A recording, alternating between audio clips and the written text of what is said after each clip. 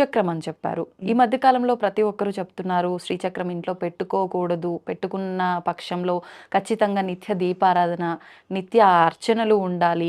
ఖచ్చితంగా దాని నైవేద్యం ఉండాలి. ఇలాంటివన్నీ చెప్తున్నారు. ఖచ్చితంగా నియమాలు పాటించాల్సిందే అని చెప్పి. నిజంగా అన్ని నియమాలు పాటించాల్సిన అవసరం ఉందంటారా? శ్రీచక్రానికి అన్నిటికంటే పెద్ద నియమం ఏంటంటే ఆత్మశుద్ధి. మంచి మనసుతో ఏ పని చేసినా సరే హ్మ్. హాయిగా ఉండొచ్చు. శ్రీచక్రం ఇంట్లో ఎవరైనా పెట్టుకోవచ్చు. ఎందుకు అంటే శరీరమే శ్రీచక్రం అక్కడ. ఆ! శరీరంలో ఉన్న నవరంధ్రాలే అక్కడున్న నవావరణలు. కానీ ఎందుకు దానికి ఖచ్చితంగా పూజలు జరగాలి, గురువు ఉండాలి ఇలాంటివన్నీ చెప్పారు అంటే హ్మ్. శ్రీచక్రానికి ఒక లక్షణం ఉంది. శ్రీచక్రానికని కాదు, మీ ఇంట్లో మీ అమ్మ ఉన్నారు, లేతే మీకు పిల్లలున్నారు. మీ లక్షణం ఏమిటి అనంటే పిల్లలకి వాళ్ళు ఏదన్నా చిన్న పని చేశారనుకోండి, మీరు దానికి డబుల్ చేసి ఇచ్చేస్తారు. అవును. ఎందుకు అంటే పిల్లల మీద తల్లికి అంత ప్రేమ ఉంటుంది. అంతే. మనం ఇంత పని చేస్తే అమ్మ అంత మురిసిపోతుంది. అవును. అంటే ఆవిడ బోలెడు చేస్తుంది కానీ అప్పుడు మనకు అర్థం అవ్వదు. కానీ చాలా చిన్న పనే మా పిల్ల చేసింది, చేసింది. హ్మ్. ఎందుకంటే ఆ తల్లిలో ఉన్న లక్షణమే మనం ఏది ఇచ్చినా సరే ఇంకా చాలా ఇచ్చేయాలి. హ్మ్. పిల్లలకి ఆనందం. అలాగే శ్రీచక్రంలో ఉన్న అధిష్టాన దేవత లలితా మహారాజ్ని. అవును. ఆ లలిత మనందరికీ అమ్మ కదా! అంటే ఏంటంటే ఇక్కడ మనతో పాటు ఒక 80 ఏళ్ళు ఉండే అమ్మకే మన మీద ఇంత ప్రేమ ఉంటే, మనం ఎన్ని జన్మలు ఎత్తుతున్నామో అన్ని జన్మలు మనతో పాటు వస్తున్న అమ్మకి మన మీద ఇంకా ప్రేమ ఉంటుంది కదా! అంతే కదా! అందువల్ల అక్కడ ఏంటి అంటే ఆ శ్రీచక్రంలో ఉన్న అమ్మ మనం ఏది ఇచ్చినా సరే అన్ని రెట్లు ఇచ్చేస్తుంది. జనరల్‌గా పూజ చేయమనడానికి కారణం ఏమిటి అంటే మంత్రంతో పూజ ఎప్పుడు చేస్తామో హ్మ్. మనకేమవుతుంది ప్రశాంతత, ఆనందం ఇలాంటి మంచివన్నీ వస్తాయి. లేదు నార్మల్‌గా వదిలేస్తే ఏమవుతుందంటే ఇంట్లో ఉన్న ఎమోషన్స్, హ్మ్. హ్మ్. మనలో ఉన్న కోపాలు అవన్నీ కదా! అవును. మళ్ళీ అవి ఏమవుతున్నాయి రిటర్న్ బ్యాక్ వస్తాయి. వస్తాయి ఎక్కువ. హ్మ్. అందుకని చెప్పేసి దానికి ఖచ్చితంగా పూజ జరగాలి అని అంటారు. ఓకే. మనం మంచి మనసుతో అయ్యో నాకే ఎమోషన్స్ లేవు అని శ్రీచక్రం పెట్టుకుంటే అసలు తప్పు కాదు. హ్మ్. కాకపోతే పెట్టుకున్న తర్వాత ఏంటి అంటే పంచపూజలు, ఖడ్గమాలో ఏదో ఒకటి చదువుకుంటూ ఉంటే హ్మ్. అక్కడ కొంచెం శక్తి అన్నది మంచిగా ఉంటుంది. Positive energy yeah! ఉండటానికి ఆస్కారం ఉంటుంది. మనం అమ్మవారి నామాన్ని, మంత్రాన్ని ఎప్పుడు ఉచ్చరించాలన్నా, ఏ ఆలయానికి వెళ్ళినా నార్మల్‌గా కూడా శ్రీమాత్రే నమః అని చెప్పి తలుచుకుంటూ ఉంటాము. అసలేంటమ్మా శ్రీమాత్రే నమః అంటే ఏంటి? శ్రీమాత్రే నమః. శ్రీ అన్నదానికి ఫస్ట్ చెప్దాం. ఎందుకంటే మీకు చాలా సార్లు అమ్మవారిని రహస్య విద్య అని చెప్తాం. హ్మ్. ఇది 2 రకాలు. ఒకటి ఉత్తిష్ట విద్య అని చెప్తారు. రెండోది రహస్య విద్య అని చెప్తారు. ఇప్పుడు మనం రహస్య విద్య గురించి మాట్లాడుకుంటున్నాం. హ్మ్. ఈ రహస్య విద్య అంటే ఏంటి అంటే చాలామంది అది దాచేసి విద్య. అంటే ఎవరికీ చెప్పకూడదేమో చెప్పకూడదు. అని చెప్పి చాలామంది కొంతమందే చదవాలని ఇలా రూల్స్ అయిపోయాయి. అవును. కానీ ఇక్కడికొచ్చేసరికి రహస్య విద్య అంటే ఏంటి రహస్యం అసలు? హ్మ్. అంటే రహస్యం అంటే ఛేదించు అని. అంటే ఓకే. లోపలికి వెళ్లి చూడు డీప్‌గా. హ్మ్. అప్పుడు నీకు అర్థమవుతుంది అని చెప్పడం. ఇక్కడ ఆ రహస్యం ఏమిటి అంటే శ్రీ అన్నదే రహస్యం. హ్మ్. ఎందుకు శ్రీ అన్నది రహస్యం అండి అంటారు. మామూలుగా ఏదైనా మీరు కాళీ గురించి పూజ చేసుకున్నారు. ఏమంటున్నారు? కాళికాదేవికి పూజ చేశానండి ఇది కాళీ విద్య. అవును. విష్ణుమూర్తికి పూజ చేశారు. విష్ణు విద్య అంటున్నారు. హ్మ్. శివుడు లేకపోతే కుమారస్వామి ఎవరైతే వాళ్ళ పేరుతో వచ్చేస్తోంది. ఇక్కడ శ్రీ విద్య అంటే అసలు ఎవరో తెలియట్లేదు. అవును. అదే రహస్యం. హ్మ్. ఈ శ్రీ అన్నది పోనీ శ్రీ విద్య ఉపాసకులు అంటే ఎవరు? అనంటే ఎవరో ఒకళ్ళు స్పెషల్‌గా చూపించి వీళ్ళు అమ్మవారు పూజ చేస్తారండి. వీళ్ళు శ్రీ విద్యా ఉపాసకులు అవును. అని చెప్తున్నాం. అసలు నిజమా అని ప్రశ్నించుకుంటే ఈ భూమి మీద పుట్టిన ప్రతి హిందువు శ్రీ విద్యా ఉపాసకుడే. హ్మ్. అదెలా అండి అంటారు. మీరు పుట్టారు. ఫస్ట్ పుట్టగానే ఒక శుభకార్యం ఏదైనా జరిగిందనుకోండి, వెంటనే శ్రీమని రాసే మనం మొదలుపెడతాం. హ్మ్. అంటే మనం శ్రీ విద్యా ఉపాసకులమే గదా! అవును. ఏ మన్ ఆడవాళ్ళని ఎవరైనా పొగడాలి. అంటే ఒక మంచి పని ఏదో చేశారు వాళ్ళని పొగడాలి. ఏమంటున్నారు? శ్రీమతి గారు అంటున్నారు. అవును. అంటే మరి శ్రీ వచ్చిందా? పురుషుల్ని పొగడాలి. శ్రీ గారు అంటున్నారు. హ్మ్. అంటే శ్రీ అన్నది ఒక రెస్పెక్ట్‌కి వాడుతున్నాం, ఒక శుభానికి వాడుతున్నాం. మళ్ళీ ఇంకో చోట వచ్చేసరికి లక్ష్మి అంటున్నాం, సరస్వతి అంటున్నాం, పార్వతి అంటున్నాం. ఆ! అంటే శ్రీ విద్యా ఉపాసన అనేది మనకసలు పుట్టుకతోనే ఉంది. దానికి కారణం ఏమిటి అని అంటారు. ఏమిటి అంటే అమ్మనితో విడిపోయిన పిల్లలు ఎవరైనా ఉంటారా? ఉండరు. కాబట్టి మరి అమ్మతో కలిసే ఉండాలి కదా! అవును. అందుకని మనందరం ఆవిడ పిల్లలం కాబట్టి అందరం శ్రీ విద్యా ఉపాసకులమే. హ్మ్. ఈడకొచ్చేసరికి శ్రీ అంటే అర్థం ఏమిటి అని అన్నప్పుడు శ్రీంకారం. మీరు చూస్తే మామూలుగా ఒక అక్షరం ఏకాక్షర, బీజాక్షర మంత్రం. కానీ లోపలికి వెళ్ళేసరికి ఆ శ్రీంలో ఎన్ని అక్షరాలు ఉన్నాయో చూడండి. సకార, రకార, మకార, ఈకారముల శ్రీంకారం. అంటే హ్మ్. స, ర, రా, మ, మా. ఈ. ఈ స అంటే ఏంటి? అంటే ఏంటి అంటే శారదాదేవి, హ్మ్. సరస్వతి. రా అంటే రమాదేవి లక్ష్మి, ఓ. మా అంటే ఉమాదేవి పార్వతి, ఇంకా ఈ అంటే ఏంటి అంటే ఈశ్వరీయ శక్తి. ఈ 4 ఏంటో చెప్పుకుందాం. అసలు శ్రీ విద్యా ఉపాసనలోకి రావాలి అంటే ఫస్ట్ ఏంటిట నేను వచ్చేస్తాను నేర్చేసుకుంటాను ఇవన్నీ అసలు ఇక్కడ కుదరవు. మన లోపలికి ఆ థాట్ రావాలి అంటే, అంటే నేను నేర్చుకోవాలి అని నాకు అనిపించాలి అంటే కోటి జన్మలు మానవ జన్మలు ఎత్తాలి. ఆ కోటి జన్మల్లో కూడా కోటి ఒక్క జన్మలో శ్రీ విద్య ఉపాసన చెయ్యాలి అన్న థాట్ ఆవిడిస్తుందిట. అప్పుడు కూడా మనకి మానవ జన్మ వస్తే, అంతకు ముందు అంతా అమ్మతో మనకి ఏదన్నా కనెక్షన్ ఉండాలి ఈ కోటి జన్మల్లోనూ కూడా. అంటే ఇది అంత చాలా మంది ఏంటి అంటే ఇంటర్నెట్లో చూసానండి, ఇక్కడెక్కడో చదివానండి మీ గురించి ఇవన్నీ అసలు అవ్వవు. మళ్ళీ ఆ గురువుకి ఆ శిష్యులకి కూడా ఎప్పుడో పూర్వ జన్మల నుంచి సంబంధం ఉంటేనే ఇక్కడ మనం కూర్చుని ఉంటాం. అంటే అర్థం ఏమిటి, ఇన్ని కోట్ల జన్మలు కష్టపడితే ఈ రోజు మనం దీనికి వచ్చాము అని కనుక మనకి తెలుసుకుంటే దాన్ని ఏం చేయలేము, మనం పట్టుకోగలుగుతాం గట్టిగా. ఆ రెస్పెక్ట్ అన్నది ఇక్కడ వస్తుంది. ఇక్కడ ఏంటి అంటే అక్కడ కూడా మన లోపల ఎప్పుడైతే ఆ థాట్ వచ్చిందో నాకు శ్రీ విద్య ఉపాసన చేయాలి అని, వచ్చే లోపు ఫస్ట్ అంటే ఈ రోజు వస్తుంది అనుకోండి, 15 సంవత్సరాల క్రితం ఏమవుతుందిట అంటే మన ఇంటికి శారదా అమ్మవారు వస్తారట. ఏంటంటే ఫస్ట్ లలితాదేవి ఉపాసన చేయాలంటే ఎవరు రావాలి, సరస్వతి రావాలి. సరస్వతి ఎలా వస్తారంటే మనం ఇందాక అన్నారు కోరికలతో చేస్తాం కదండి అని, ఇలా కోరికలో కష్టాలు ఏవో ఒకటి వస్తాయి. ఏవో ఒకటి వచ్చేసరికి మన ఫ్రెండ్స్ చుట్టాలో లేకపోతే ఎవరో తెలిసిన పెద్దవాళ్ళు పూజలు చేసేవాళ్ళు ఏం చెప్తారంటే, అమ్మ ఇంత కష్టాలతో బాధపడుతున్నారు కదా ఈ మంత్రం చదవండి, లేకపోతే ఈ లలితా శాస్త్రం చదవండి, ఈ ఖడ్గమాలు చదవండి అని ఎవరో ఒకళ్ళు లైఫ్లో మనకి అందిస్తారు. ఆ అందించేసరికి ఏమవుతుందిట, మనం కొన్ని రోజులు ఇది చదువుతూ ఉంటాం. అవునమ్మా. చదువుతూ ఉండేసరికి మనలో జిజ్ఞాస మొదలవుతుంది. ఆ జిజ్ఞాస ఏమిటి అని అంటే చాలా, ఎందుకంటే ఇంతకుముందు చదవనప్పుడు ఎలా ఉన్నాం, చదివాక ఎలా మనకి తేడా తెలుస్తుంది. ఏంటో ప్రశాంతత. అవును. ఆ పీస్ ఏదైతే వచ్చిందో అందులో లలితా సహస్రం చదువుతుంటే ఏంటంటే మనకు తెలియని ఆనందం వస్తూ ఉంటుంది. ఎప్పుడైతే ఆనందం వస్తుందో, ఎందుకంటే అమ్మ కదా ఎప్పుడు పిల్లలు హ్యాపీగా ఉండాలని కోరుకుంటుంది. ఆ హ్యాపీనెస్ ఎప్పుడైతే వస్తుందో ఈవిడ గురించి ఏదో ఒకటి తెలుసుకోవాలి అని అనిపించేసరికి ఓ 10 ఏళ్ళు క్రితం ఎవరు వస్తారు అంటే రా ఆకారం వస్తుంది. రా అంటే ఏంటి అంటే రమ, లక్ష్మి. ఆవిడ వచ్చి ఏం చేస్తుంది, లక్ష్మి అంటే ఏంటి, విష్ణువు యొక్క శక్తి. ఆ విష్ణువు యొక్క శక్తి అవడం వల్ల ఎప్పుడు విష్ణు మాయలో మనం పడుతున్నామని పడకుండా, ఎందుకంటే మరి ఉపాసనలోకి రావాలంటే మనం మాయల్లో ఉండకూడదు కదా, నిజంలోకి రావాలి.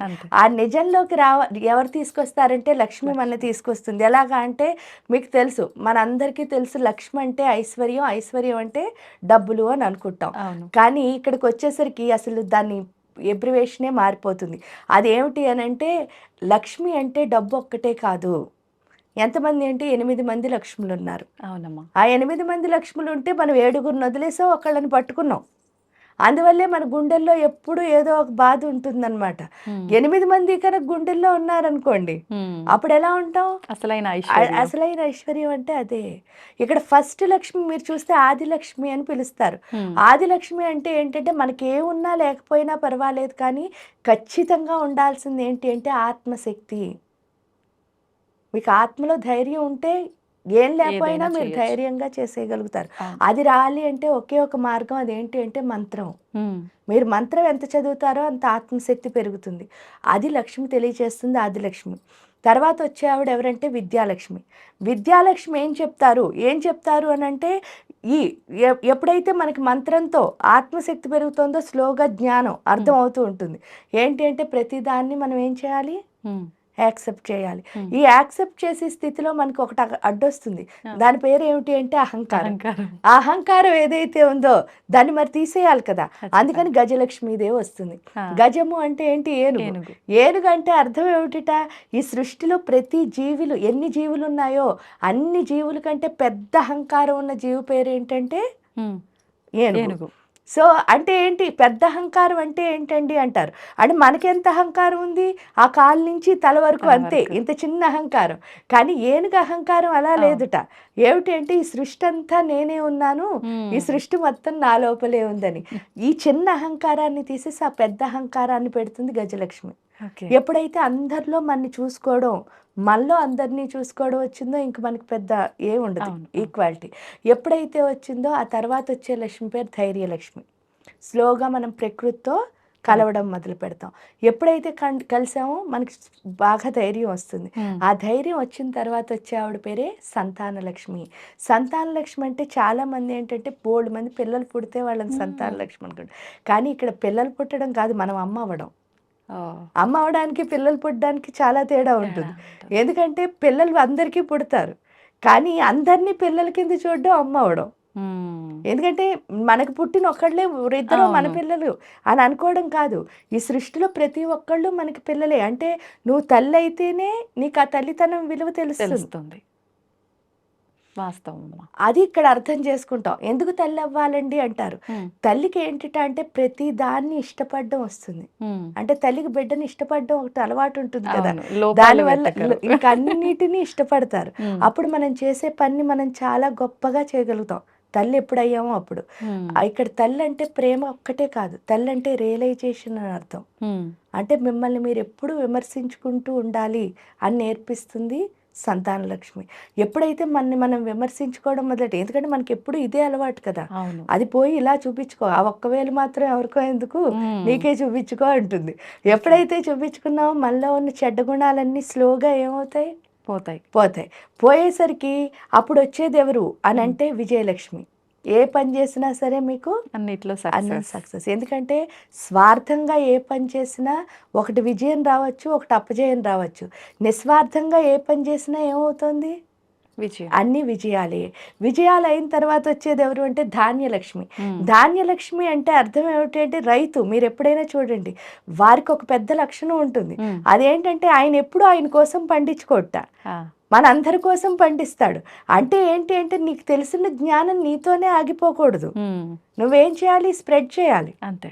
షేర్ చేయాలి. హ్మ్. అందులో ఏంటంటే విశ్వవర్ధనంబు విద్యాధనంబురా. హ్మ్. నువ్వు చెప్పిన కొద్దీ నీలో పెరుగుతుంది. ఓకే. అంతేకాని దాచేసుకోవడం ఎందుకు? కానీ మనకేముందంటే అహంకారం, మమకారాల మధ్యలో పడి 2 ఒకటేంటంటే చెప్పాననుకో వాళ్ళకి వాడికి తెలిసిపోతుందేమో, తెలిసిపోతుంది. నాకు వాడికి అప్పుడు తేడా తేడా ఏముంటుంది? ఉండదు అని చెప్పరు. హ్మ్. లేదా వాడి దగ్గర నేర్చుకోవాలంటే నన్నెక్కడ తక్కువ అనుకుంటారో అని నేర్చుకోరు. హ్మ్. ఈ 2 ఎప్పుడు చేయమో మనం ఎదగం. ఆడికి వెళ్ళాక అది అర్థమవుతుంది. నీకు ఓకే. తెలిసిన దాన్ని నువ్వు స్ప్రెడ్ చేయాలి. నీకు తెలియని తెలియనిది దాన్ని తెలుసుకోవాలి. నేర్చుకోవాలి. ఇక్కడ ధాన్యలక్ష్మి అది చెప్తుంది. ఎప్పుడైతే అదొచ్చిందో ఆటోమేటిక్‌గా ధనలక్ష్మి అన్న ఆవిడ వస్తారు. వచ్చేస్తుంది. కానీ మనం చేస్తున్న తప్పు ఏంటంటే ఫస్ట్ ధనలక్ష్మి కోసం పరిగెడతాం. పరిగెట్టేసరికి కింద 7 స్టెప్పులు లేవు. అప్పుడు వెనక్కొస్తున్నాం. హ్మ్. వెనక్కొచ్చేసరికి స్ప్రెడ్ చేయాల్సిన స్థితిలో ఏం చేస్తున్నాం? సేవింగ్స్ అని సేవింగ్స్. దాస్తున్నాం. ఎప్పుడైతే దాచామో ఒక శక్తిని ఎప్పుడూ దాచకూడదు. అది హ్మ్. ఏమవుతుంది ఒక్కసారి బరస్ట్ బ్లాస్ట్ అవుతుంది. బ్లాస్ట్ అవుతుంది కాబట్టి విజయాలేమి ఉండవు. ఓకే. ఎప్పుడైతే విజయం లేదో మనకి గుండెల్లో ఇష్టం ఉండాల్సిన ప్లేస్‌లో అయిష్టం. ఇందాక అవును. మీరు చెప్పింది ఏ పని ఇష్టంగా చేయలేం. ఎందుకొచ్చిన బతుకురా అన్నట్టు. హ్మ్. అలా ఎప్పుడైతే చేసామో ధైర్యం ఉండదు. కరెక్ట్ అమ్మా. ఏ ధైర్యం ఎప్పుడు లేదో అహంకారం పెరిగిపోతుంది. అంతే. ఏ ధైర్యం లేకపోవడం వల్ల ఏం చేస్తాం? హ్మ్. వాళ్ళకంటే గొప్పని చూపించాలంటలో మన ఉన్న ఇంకా లో లో అయిపోతాం. అయిపోతున్నాం. అవును. లో ఎప్పుడైపోయామో ఎప్పుడు ఈగో వచ్చిందో అక్కడ అస్సలు విద్య ఉండదు. హ్మ్. ఆ విద్య ఎక్కడ లేదో శక్తి అక్కడ ఉండదు. అందుకే శక్తిహీనుల కింద డి విటమిన్ డెఫిషియన్సీ అని తిరుగుతూ ఉంటాం. హ్మ్. ఇక్కడికొచ్చేసరికి అది లక్ష్మి మనకి తెలియచేస్తుంది. ఎప్పుడు తెలియచేసిందో అలా రావద్దు, ఇలా వెళ్ళాలి అని తెలుస్తుంది. హ్మ్. ఇలా ఎప్పుడైతే వెళ్ళామో అప్పుడు పూర్తిగా గుండె ప్రశాంతం అవుతుంది. ఎందువల్ల అంటే రాజ్యలక్ష్మి కోసనాథ చతురంగ బలేశ్వరి. ఆ! అంటే ఏంటి అంటే ఈ మొత్తం కోశాగారానికి ఇది ఈ రాజ్యానికి కోశాగారం ఇదే. హృదయం. అంటే హృదయం. అంటే మీరు చెప్పాలంటే ఖజానా. ఆ! ఒక డబ్బులు పెట్టే ప్లేసు. ఏంటి అంటే హృదయం. ఇది ఉంటేనే మొత్తం ఈ రాజ్యం అంతా శుభ్రంగా నడుస్తుంది. అవును. అక్కడ ఎవరున్నారు అంటే రాజ్యలక్ష్మి. హ్మ్. ఆవిడుంటేనే ప్రశాంతంగా ఉంటుంది. ఎప్పుడైతే ప్రశాంతంగా ఉంటుందో అప్పుడే లలిత రావడానికి అక్కడ ఛాన్స్ శుభ్రంగా ఉంటుంది. ఉంటుంది. అంతేకాని ఎందువల్ల లలిత వచ్చినా మనకు తెలీదు అంటే మరిగిపోతున్న నీళ్ళల్లో మన మొహం చూసుకోవాలనుకున్నాం అనుకోండి, ఎప్పుడైనా మన మొహం మనకు కనిపించిందా? లేదు. అదే ఆ వాటర్‌ని కింద పెట్టేయండి ప్లెయిన్‌గా ఉన్నప్పుడు అవును. మొహం చూడండి. కనిపిస్తుంది. అంటే నిజాన్ని చూడాలి అంటే మనం ఎలా ఉండాలి? ప్లెయిన్గా ప్రశాంతంగా. ఉండాలి. అది చేస్తుంది లక్ష్మి. ఆ. చేసిన తర్వాత మకారం. మా అంటే ఉమా అని అర్థం. హ్మ్. ఉమా అంటే ఎవరు అంటే పార్వతి. పార్వతీదేవి ఏం చెప్తుంది అంటే ఇందాక మనం చెప్పుకున్నదే కంపారిజన్. హ్మ్. ఆ పోల్చుకో. పోల్చుకోవడం. ఆ పోల్చుకునే లక్షణం ఏదైతే ఉందో అది తల్లి కదా హ్మ్. గట్టిగా ఏంటి అంటే బెత్తం పుచ్చుకుని చెప్తుందనమాట. ఆ. ఆ పోల్చుకోవడం అన్న లక్షణం తప్పు. నిన్ను నువ్వు చూసుకో. ఎప్పుడైతే మన్ని మనం చూసుకోవడం మొదలెట్టామో అప్పుడు ఏమవుతుంది ఇక్కడేమో అమ్మవారి గురించి అర్థమైంది లలితమ్మ కోసం. అవును. వాగ్భవకూటంలో సరస్వతి. ఇక్కడ ప్రశాంతత నిజమేమిటో నిజం. తెలిసింది. ఇక్కడికి వచ్చేసరికి మన్ని మనం చూసుకోవాలనిపించింది. హ్మ్. ఇదేనా అని అనుకున్నప్పుడు ఇదంతా కాదు. ఏంటి అనంటే ఇంకా ఏదో ఉంది. ఏదో ఉంది. నిజం ఏదో ఉంది. ఆ నిజం ఏమిటి అంటే ఈశ్వరీయ శక్తి. ఈశ్వరీయ శక్తి అంటే ఏంటంటే ఈశ్వరుడి యొక్క శక్తి. ఈశ్వరుడి యొక్క శక్తి ఎవరు అంటే అమ్మ. హ్మ్. ఆవిడ ఎక్కడున్నారు అంటే ఫస్ట్ ఈశ్వరుడు ఎక్కడున్నాడో మనకు తెలియాలి. తెలియాలి. ఈశ్వరుడు ఎక్కడున్నాడండి అని అన్నాం అనుకో, హ్మ్. ఈశాన సర్వ విద్యానాం ఈశ్వర సర్వభూతానాం బ్రహ్మాధిపతి బ్రహ్మణోధిపతి బ్రహ్మా శివోమే అస్తు సదాశివం. ఈశ్వరుడు ఇక్కడ లేడు అక్కడ ఉన్నాడు అని లేదు, ప్రతి పరమాణువులోనూ ఉన్నాడు, అండపిండ బ్రహ్మాండం అంతా ఉన్నాడు అన్నారు. అన్నాడు కదా అని చెప్పి చూద్దాం అనుకున్నాం అనుకోండి, ఎక్కడైనా కనిపిస్తున్నాడా? లేదు. ఎందుకు కనిపించటం లేదు అని ప్రశ్నించుకుంటే మనం ఒక్కసారి రుద్రంకి వెళ్తే రుద్రంలో చెప్తారనమాట, ఆత్మభౌడే ఈశ్వరుడు అని. అంటే మన ఆత్మ ఎవరు అంటే ఈశ్వరుడి యొక్క స్వరూపం. ఓకే.